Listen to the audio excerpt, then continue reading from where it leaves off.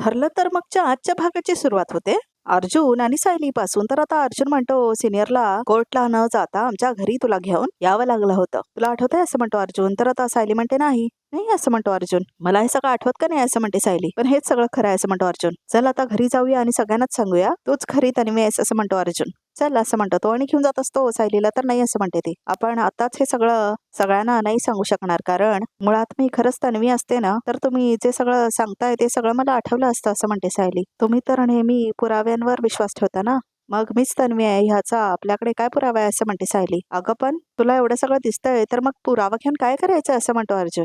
हे बघा मुळात मला ह्यातलं काहीच आठवत नाहीये. किल्लेदार आणि सुभेदार तन्वीच्या बाबतीत किती हळवे आहेत असं म्हणते सायली. त्यात त्यांनी तन्वीच्या बाबतीत धक्का आत्ताच पचवलाय. मी आता त्यांच्यासमोर काही पुराव्यांशिवाय जाऊन उभे राहिले आणि सांगितलं की मीच तुमची तन्वी आहे तर त्यांना आनंद होईलच. पण देव ना करो जर हे नंतर खोटं ठरलं तर त्यांना किती मोठा धक्का बसेल कळतंय तुम्हाला. पूर्णाची हा धक्का पचवू शकतील का? आई बाबा तर पूर्णपणे खचून जातील. रविराज काका प्रतिमात्या त्यांच्या भावनांची जो खेळ होईल त्यांची कल्पना सुद्धा मला करमत नाही असं म्हणते ती. आपण आता थोडा धीर धरूया. हे बघा मी फक्त तन्वी आहे हे सांगून चालणार नाहीये, आपल्याला ते सगळ्यांसमोर सिद्ध करावं लागेल. अर्जुन म्हणतो खरं तर मला आता कोणत्याच पुराव्याची गरज नाही असं म्हणतो अर्जुन. तुझं मन जेव्हा काही सांगतंय ना ते नीट सांगतं. तुला आठवतं मी सदा आणि मैनाला आपल्या घरी घेऊन आलो होतो तुझे आई बाबा म्हणून, पण तुझं गटफील तुला सांगत होतं की तुझे आईबाप नाही आहेत म्हणून, आणि तेच खरं ठरलं. ह्यावेळी तर आमच्या दोघांची फिलिंग सेम आहे. मला पहिल्यांदा वाटतंय की पुराव्यांची काही गरज नाही आणि माझा विश्वास आहे की तूच खरी तन्वी आहेस असं म्हणतो अर्जुन.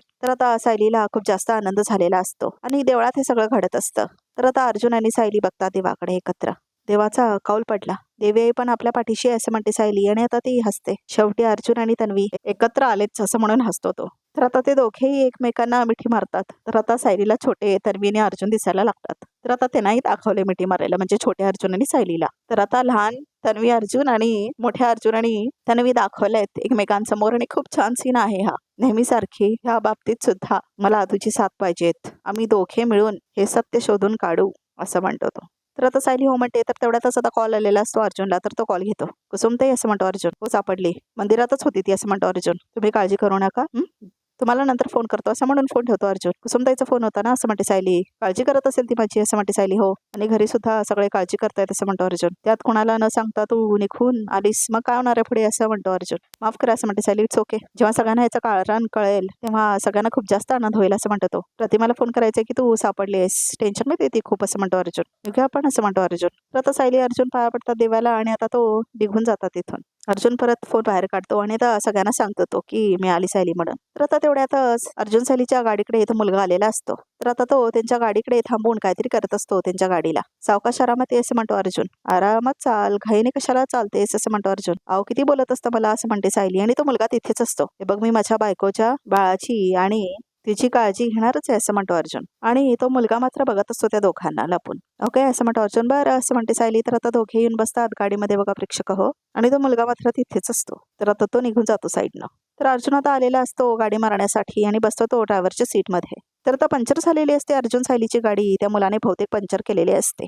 अर्जुन सायली निघून जातात तिथून. तर आता तिथेच असतो तो मुलगा. शेट, हा पण चान्स गेला असं म्हणतो तो. तर आता तेवढ्यात सचिनला फोन आलेला असतो. कोणता नंबर आहे हा असं म्हणतो सचिन. हॅलो असं म्हणतो सचिन. तर प्रियाचा कॉल असतो. हॅलो मी प्रिया बोलते असं म्हणते प्रिया. प्रिया असं म्हणतो सचिन. तू सारखं सारखं मला जेलमधून कॉल का करतेस असं म्हणतो सचिन. हे सगळं पोलिसांच्या रेकॉर्डमध्ये जात आहे, हे कळतंय का तुला असं म्हणतो सचिन. आणि जर त्यांना कळलं की हा नंबर माझा आहे तर असं म्हणतो सचिन. हे बघ माझ्याकडे दुसराही ऑप्शन नाहीये. मी तुला एवढी मोठी बातमी दिली त्याचा पुढे काही झालेलं दिसत नाही असं म्हणते प्रिया. मी प्रेग्नंट असल्याची बातमी तू कल्पनापर्यंत पोहोचवलीस की नाही असं म्हणते प्रिया. पुढे काय झालंय त्याचं? हो पोचवली ना असं म्हणतो सचिन. मी सुभेदारांच्या घरी गेलो, मग त्यांनी मला प्रेमाने ओवाळलं आणि मग मी सगळ्यांना एक एक करून मिठ्या मारल्या. आणि कल्पनाच काय, सगळ्या सुभेदारांना मी तुझी न्यूज सांगितली असं म्हणतो सचिन. आणि त्यांचा पटकन विश्वास पण बसला असं म्हणतो सचिन. चला समाधान असं म्हणतो तो. प्रिया खूप जास्त चिडलेली असते. प्लीज प्लीज सार्कास्टिक बोलू नकोस, सरळ सांगशील का काय झालं ते असं म्हणते प्रिया. हे बघ प्रिया, तुझ्या प्रेग्नन्सीची न्यूज इतक्या इझिली त्या सुभेदारांपर्यंत पोहोचवणं शक्य आहे का असं म्हणतो सचिन. कोण माझ्यावर विश्वास ठेवणार आहे, कोण मला तिथे उभे करणार आहे, विचार केलायस का कधी असं म्हणतो सचिन. तर प्रिया म्हणते म्हणजे तू पुढे काहीच हालचाल केली नाही असं म्हणते प्रिया. काहीच केली असं नाही, ही बातमी मी अस्मिताला सांगणार आहे असं म्हणतो सचिन. आणि भेटण्यासाठी मी तिला मेसेज केला असं म्हणतो सचिन. अस्मिताला सांगून का उपयोग होणार आहे असं म्हणते प्रिया. तिला तर काही से तरी आहे का घरात, ही बातमी कल्पनाला कळायला हवी मग ती मला इथे भेटायला येईल आणि मग मला इथून बाहेर काढण्यासाठी काहीतरी धडपड करेल, हालचाल करेल प्रिया, असं म्हणतो सचिन. पण मी डिरेक्टली अस्मिताच्या आईला भेटू शकत नाही आणि महत्वाची गोष्ट म्हणजे ती बातमी अस्मिताच्या आईला अस्मिताकडून कळली तर त्यांना अजून जास्त विश्वास बसेल, असं म्हणतो तो. आणि अस्मिताला एकदा हे कळलं की ही बातमी तिला तर ती लपूच शकणार नाही, ती गॉसिप क्वीन आहे, असं म्हणतो सचिन. त्यामुळे स्वतःच्या भावाबद्दलची ही बातमी तिच्या पोटात राहणारच नाही, असं म्हणतो सचिन. बरोबर आहे असं म्हणते प्रिया, बरोबर आहे तुझं म्हणणं. सो सॉरी, जेलमध्ये राहून ना माझा मेंदू जरा कच्च झालाय, असं म्हणते ती. तू म्हणतोस ते बरोबर आहे, माझ्या लक्षातच आले नाही. ठीक आहे ठीक आहे, तुला जे वाटेल ते तू कर, पण प्लीज मला अपडेट देत राहा, नाहीतर मला वेळ लागेल रे इथे, असं म्हणते प्रिया. काम झालं की मी तुला भेटायला जेलमध्ये येईल, असं म्हणतो सचिन. पण प्लीज सारखं सारखं मला जेलमधनं फोन करू नकोस हा. ठेवतो, असं म्हणतो आणि सचिन फोन ठेवतो. तर आता प्रिया पण फोन ठेवते. आता ही बातमी अस्मिताला कळली ना की सगळ्या सुभेदारांना ती सांगून टाकेल. तर आता इथे रविराजचं घर दाखवल्याने सगळे वाट बघत थांबलेले असतात सायलीची. तर आता अर्जुन आणि सायली आलेले असतात. तर सायली बघते सगळ्यांकडे. सायली आली असं म्हणते आता सुमन. तर तिथेच अश्विन, कल्पना आणि प्रतिमा सुद्धा असतात. तर सगळ्यांना खूप जास्त आनंद झालेला असतो सायलीला बघून. सायली मात्र खूप जास्त हसत असते. तर आता कल्पना येते सायलीला भेटायला. सगळे आलेले असतात सायलीला बघण्यासाठी. सायली पण येते आणि त्या सगळ्यांना बघते. सायली असं म्हणते कल्पना. तर आता ती येऊन मिठी मारते कल्पनाला. कल्पना आणि सायलीची आता मिठी होते, म्हणजे तन्वी आणि कल्पनाची. सायली ठीक आहेस ना बाळा, असं म्हणते कल्पना. असं म्हणून खूप दुःख झालेलं असतं कल्पनाला. तर आता सायली जाते प्रतिमाकडे. तर आता प्रतिमाला सुद्धा मिठी मारते सायली खूप जास्त. तर आता अर्जुन बघत असतो ते सगळ्यांना. काय होतंय बाळा, असं म्हणते प्रतिमा सायलीला. तर आता सायली काय म्हणतच नाही. तर आता सायली सुमनकडे जाते. तर आता ती तिला सुद्धा मिठी मारते. सायली असं म्हणते सुमन, तू अशी न सांगता कुठे गेली होतीस बाळा, असं म्हणते सुमन. काही त्रास होत होता का तुला, असं म्हणते सुमन. ते असं म्हणतो अर्जुन, प्रेग्नन्सी मध्ये मूड स्विंग्स खूप होतात ना, म्हणून ती जरा बाहेर गेली होती मंदिरात, असं म्हणतो अर्जुन. आणि बघा ना आता खूपच इमोशनल झाले ती, असं म्हणतो अर्जुन. बरं दादा, वहिनी त्या मंदिरातच होती का, असं म्हणतो अश्विन. हो, असं म्हणतो अर्जुन. पण वहिनी तुला अचानक काय झालं होतं, असं म्हणतो अश्विन. तुला त्या मंदिरात जाऊन बसावंच वाटलं, असं म्हणतो अश्विन. अश्विन, मला वाटतं आपण जरा तिला आराम करायला देऊया, असं म्हणतो अर्जुन. हो हो, असं म्हणते प्रतिमा. अर्जुन, सायलीला वर घेऊन जा बाळा, असं म्हणते प्रतिमा. तर आता सायलीला वर घेऊन जातो अर्जुन. तर आता वरती घेऊन जातो तो. मी या दोघांसाठी सरबत करते, असं म्हणते तर सुमन. तर आता आतमध्ये जाते ती. बरं मम्मा, मी सायली बहिणींसाठीच थांबलो होतो, मला आता हॉस्पिटलला निघायला हवं, असं म्हणतो अश्विन. मी पहिले घरी जातो मग हॉस्पिटलला जाईन हा, असं म्हणते अश्विन. जा, असं म्हणते आता कल्पना. तर आता अश्विन निघून जातो तिथून. कल्पना म्हणते प्रतिमाला, प्रतिमा सायलीच्या मनात नक्की काय चाललं असेल ग, असं म्हणते आता कल्पना. नाही म्हणजे अशा अवस्थेमध्ये टेन्शन घेणं ठीक नाही ना, असं म्हणते कल्पना. हो मग ह्या दिवसात असं होऊ शकतं हे माहिती आहे की आपल्याला, असं म्हणते प्रतिमा. आणि अर्जुन तिची व्यवस्थित काळजी घेतोय. मला काय वाटतं सांगू, आता जर आपण तिला परत परत विचारत बसलो ना की तू इतकी अस्वस्थ का होतीयस, तू मंदिरला का गेली होतीस, परत आल्यावर तुला काय झालं होतं, तर या सगळ्याचा तिला खूप जास्त त्रास होईल, असं म्हणते प्रतिमा. हा विषयच काढूया नको. ते खरंच आहे म्हणा, असं म्हणते कल्पना. बरं मी आता स्वयंपाकाला लागते, असं म्हणते प्रतिमा. सायलीसाठी कढी खिचडी करते, तिला खूप आवडते, असं म्हणते प्रतिमा. ठीक आहे, मी पण मदत करते, असं म्हणते कल्पना. तर आता कल्पना आणि प्रतिमा दोघी स्वयंपाक करायला जातात. तर आता एक माणूस आलेला दाखवलंय. तर तिथेच बसलेला असतो मैपत.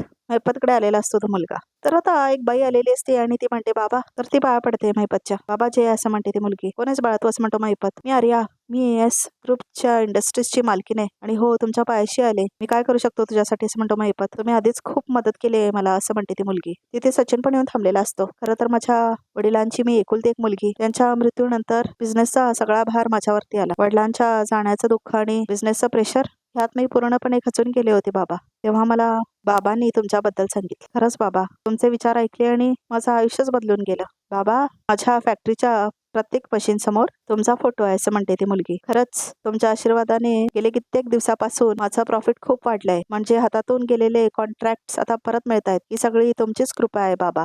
माझ्या डोक्यावर तुमच्या आशीर्वादाचा हात असाच कायम असू देत मैपत बाबा, असं म्हणते ती.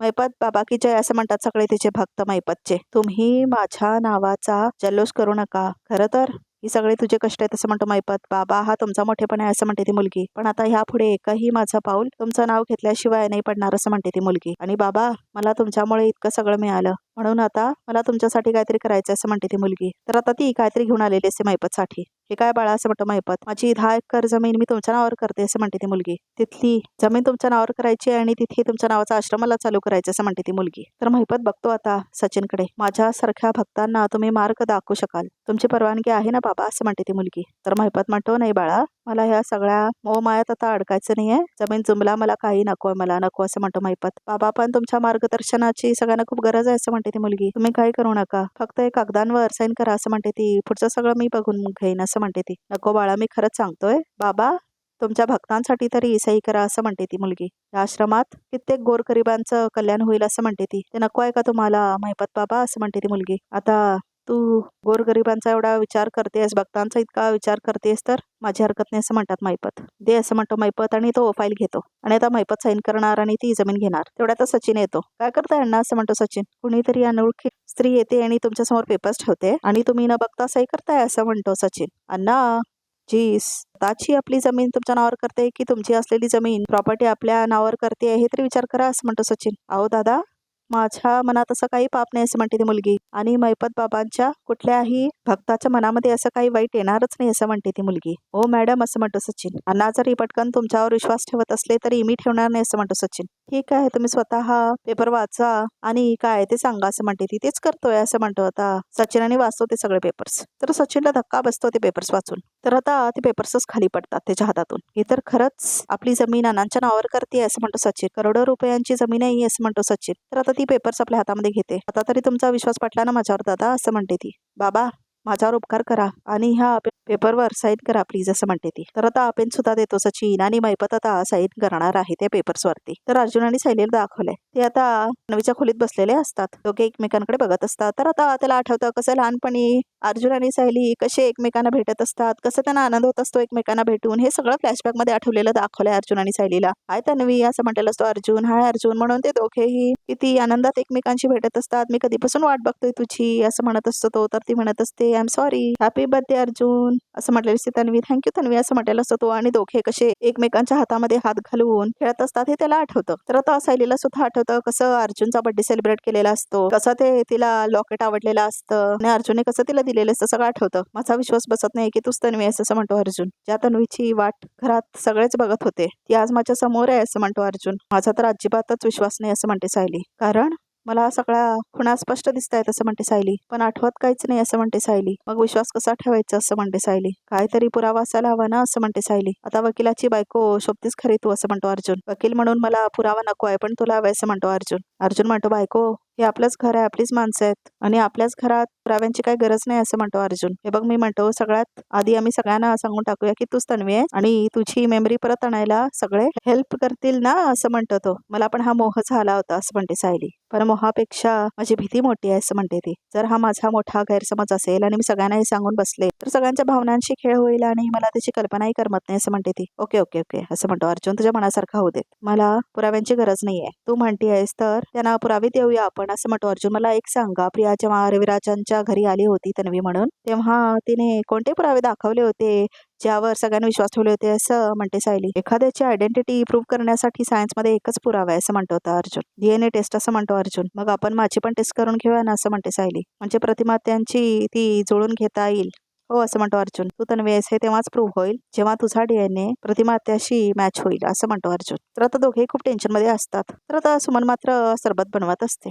तर तेवढ्यातच तिथे प्रतिमा येते. वहिनी, मी सरबत देऊन येते हा वरती असं म्हणते आता सुमन. अर्जुन सायलीला सरबत मी देते, तू जरा खिचडीचं बघ असं म्हणते आता प्रतिमा. हो असं म्हणते आता सुमन. तर आता प्रतिमा वरती ज्यूस घेऊन जाते. बायको असं म्हणतो अर्जुन. आपल्याकडे अजून एक मोठा पुरावा आहे असं म्हणतो अर्जुन. कुठला असं म्हणते सायली. तुला आठवत आहे आपण जेव्हा प्रियाची DNA टेस्ट केली होती तेव्हा प्रियाने लॅबमध्ये तन्वीचं सॅम्पल म्हणून कुणाचं तर सॅम्पल दिलं होतं आणि तेव्हाच ते सांगितलं होतं की ते सॅम्पल कदाचित खऱ्या तन्वीचं असेल असं म्हणतो अर्जुन. हो असं म्हणते सायली. पण आपण तर ते आपल्या जवळच ठेवून घेतलं होतं असं म्हणते सायली. राईट, ते सॅम्पल आणि तुझे सॅम्पल आपल्याला मॅच करता येईल असं म्हणतो अर्जुन. पण दोन्ही सॅम्पल एकाच व्यक्तीचे आहेत कसं कळणार असं म्हणते सायली. तर आता अर्जुनला आठवतं एकाच व्यक्तीचे 2 केस तुम्हाला सॅम्पल म्हणून दिलं तर ते ओळखता येईल का तुम्हाला असं म्हणतो अर्जुन. हो, एकाच व्यक्तीचे 2 सॅम्पल 100% मॅच होतात असं म्हणतो तो डॉक्टर. हे फ्लॅशबॅक मध्ये आठवतं त्याला. करता येईल. डॉक्टर म्हणाले होते 2 सॅम्पल एकाच व्यक्तीचे असले ना तर DNA 100% मॅच होतो आणि नक्कीच कळेल असं म्हणतो अर्जुन. मग हा मोठा पुरावा ठरेल असं म्हणते सायली. अँड ऑफकोर्स तुझा आणि प्रतिमा त्याचं सॅम्पल पण मॅच करू आपण असं म्हणतो अर्जुन.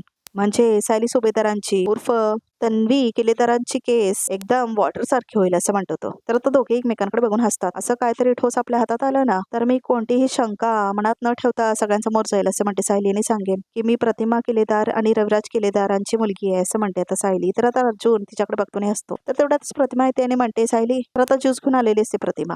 तर आता तेवढ्यातच आजचा भाग संपतो. तर बघूयात रिकॅपमध्ये काय येते. तर आता रिकॅपमध्ये असं दाखवलंय की तन्वीच्या पायाला जी ही खूण आहे ना तशीच माझ्या पायाला ही खूण होती असं म्हणते ती. इथे काहीच नाही असं म्हणतो अर्जुन. इथे फक्त डाग आहे असं म्हणतो अर्जुन. प्रियामुळे भाजलं होतं ना ते असं म्हणतो अर्जुन. तर आता दोघांनाही कळलेलं आहे की प्रियाने मुद्दाम भाजलेला होता तो डाग जाण्यासाठी बघा प्रेक्षक हो. तर आता इथे पूर्णाजीला दाखवलंय आणि सायलीला दाखवलंय. तर आता पूर्णाजी चैन घालतात सायलीला. तन्वी पण अशीच दागिने घालून घ्यायची माझ्याकडून असं म्हणते पूर्णाजी. आणि आता सायलीला हे आठवतं सगळं फ्लॅशबॅक मध्ये. तर आता इथे काहीतरी सेलिब्रेशन चालू असतं सायलीचं. तेवढ्यातच सुमन येते आणि म्हणते मी सगळ्यांसाठी एक सरप्राईज घेऊन आले. हे रे आते असं म्हणते सुमन. तर आता तो मुलगा आलेला असतो ज्याला जीव घ्यायचा असतो सायली अर्जुनचा. तर बघा प्रेक्षक रिकॅप सुद्धा इथे संपतो. तर आमच्या चॅनलला नक्की सबस्क्राईब करा आणि काही एक्सक्लुसिव्ह पिक्स बघायचे असतील तर ह्या व्हिडिओला बघतच राहा कारण ते एक्सक्लुसिव्ह पिक्स आता ह्या व्हिडिओ नंतर येणार आहेत.